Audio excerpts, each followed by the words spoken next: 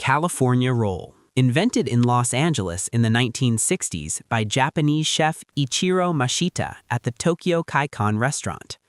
Americans were hesitant about eating raw fish and found nori seaweed unappealing, so Mashita flipped the roll inside out, hiding the seaweed inside and putting rice on the outside. He replaced traditional tuna with imitation crab, added avocado for creaminess and cucumber for crunch. The roll was named California because avocados were abundant in the state, and it reflected the laid-back West Coast vibe. This single invention revolutionized sushi in America and made it accessible to mainstream diners. Today, it's the gateway roll that introduces millions of people to sushi. Some variations add tobiko, fish roe, on top, or use real crab instead of imitation. In Japan, this roll is called California maki and is considered a purely American invention. Spicy tuna roll. Born from scraps and desperation in 1980s Los Angeles, sushi chefs had a problem. Leftover tuna chunks too ugly for elegant nigiri, but too expensive to throw away. Someone had a crazy idea. Chop it up, mix it with spicy mayo and chili oil, and stuff it in a roll. Purists were horrified. "You're destroying the fish," they said. But customers went insane for it. The creamy, spicy, chunky texture was addictive. What started as a way to hide imperfect fish became one of the most ordered rolls worldwide. The heat builds with every bite, and no two restaurants make it the same. High-end spots use premium bluefin belly with just a whisper of chili. Cheap places drown mediocre tuna in mayonnaise. In Tokyo, traditional sushi masters refused to make it for years, calling it American garbage. Now even they serve it. Money talks. Philadelphia roll. Cream cheese in sushi? Japanese chefs thought Americans had lost their minds. In the 1980s, some bold chef in the US said screw tradition and combined smoked salmon with Philadelphia cream cheese. Japan didn't even use dairy in cuisine until Western influence arrived. This combination should not work.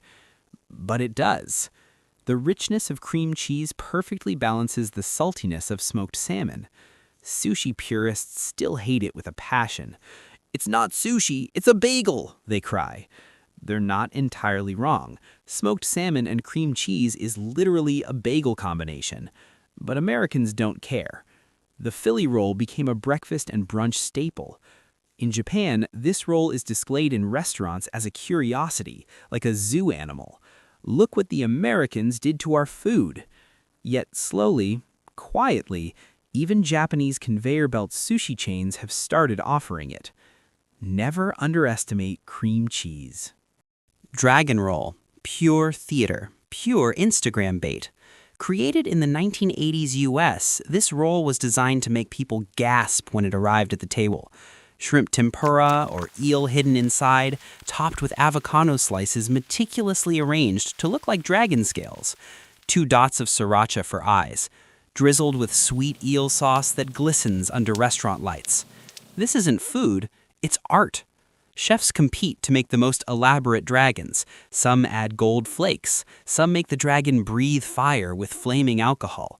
Traditional sushi is about simplicity and honoring the fish. The dragon roll says, forget that, let's make a spectacle. It's massive, containing enough rice for 10 pieces of nigiri. You can't eat it gracefully. It doesn't matter. People order it for photos first, eating second. In China and Korea, dragon rolls became status symbols at business dinners. The bigger and more elaborate, the more you respect your guests. Rainbow roll, the ultimate flex. A California roll topped with thin slices of tuna, salmon, yellowtail, and avocado arranged in a color gradient. It's a sushi sampler disguised as a single roll. Every bite hits different depending on which fish you land on. Created during the 1980s fusion boom, when American chefs realized they could stack anything on top of rice and people would pay premium prices. The visual appeal is the entire point, a rainbow of sashimi-grade fish arranged like a peacock's tail. Purists argue it's wasteful. Why mix flavors that should be appreciated separately? But Instagram doesn't care about purity. The rainbow roll photographs beautifully, and that's half the battle. Some restaurants add 6 or 7 fish types, though at that point you can't taste individual flavors anymore. It's become a test of knife skills. Can the chef slice each fish thin enough and arrange them perfectly? In Japan, they make rainbow rolls too, but smaller and more restrained, as if embarrassed by the American excess. Tempura roll, the ultimate middle finger to sushi tradition. Someone looked at sushi and said, what if we just deep fried the whole thing? Traditional chefs nearly had heart attacks. You're frying rice? You're destroying the fish with oil. But Americans who were terrified of raw fish finally had their gateway. The most common version uses shrimp tempura, but rebellious chefs started battering and frying entire California rolls in spicy tuna rolls. The technique has Portuguese roots. Tempura itself came from Portuguese missionaries in the 16th century, so there's historical precedent for frying in Japanese cuisine. Still, frying an entire roll was pure American chaos. The texture is incredible. Crispy shell, warm, gooey inside, rice that's somehow still fluffy. But timing is everything. Wait 5 minutes and it turns into a soggy disaster. You must eat it immediately. Many traditional sushi restaurants refuse to make tempura rolls. They'd rather lose customers than their dignity. Volcano roll. Set it on fire and watch people pull out their phones. The volcano roll was invented in the 1990s by US chefs who realized they could bake sushi, a California roll base topped with a mixture of chopped scallops, crab, and spicy mayo, then baked until it bubbles and turns golden. Some chefs add cheese to make it extra gooey.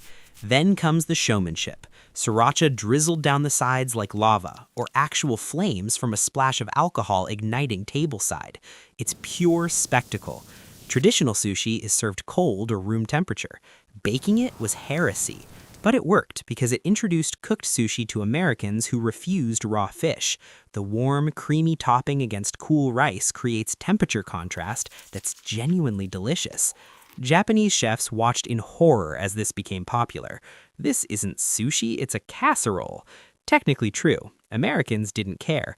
The volcano roll became a birthday party staple. Bring one out with flames and everyone cheers. Las Vegas roll. If the tempura roll is rebellious, the Las Vegas roll is absolutely unhinged. Take cream cheese, avocado, and salmon, roll it, then deep fry the entire thing. Then top it with spicy mayo, eel sauce, and sriracha in decorative squiggles. Some versions add jalapenos because why not add more chaos? This roll contains more calories than some people eat for lunch, over 500 calories for 6 pieces.